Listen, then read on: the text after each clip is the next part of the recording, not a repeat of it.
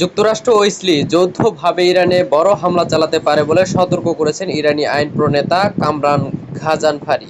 তিনি বলেছেন, তাদের দক্ষিণাঞ্চলে কিছু দ্বীপ দখল করতে পারে মার্কিন ও ইসরায়েলি সেনারা। এ লক্ষ্যে ইরানের দক্ষিণাঞ্চলের দিকে বহু সেনা ও সরঞ্জাম নিয়ে এসেছে তারা।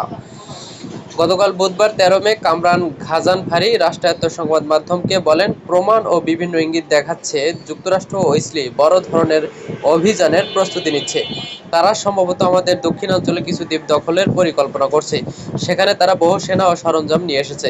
গত ২৮ ফেব্রুয়ারি যুক্তরাষ্ট্র ও দখলদার ইসরায়েল ইরানে যৌথ হামলা চালায়।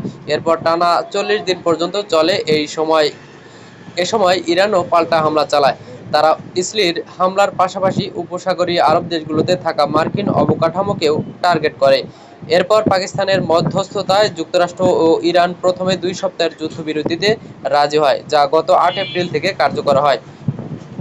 ২২ এপ্রিল যুদ্ধবিরতি শেষ হয়ে যাওয়ার কথা থাকলেও মার্কিন প্রেসিডেন্ট ডোনাল্ড ট্রাম্প অনির্দিষ্টকালের জন্য এটির মেয়াদ বাড়ান, যা এখনো পর্যন্ত চলছেই। যুদ্ধবিরতির মধ্যে দুদেশে আলোচনা করলেও এখন পর্যন্ত কোনো সমাধানে পৌঁছাতে পারেনি। এতে করে নতুন করে যুদ্ধ শুরুর শঙ্কা প্রথম থেকেই রয়ে গেছে। সূত্র ইরান ইন্টারন্যাশনাল।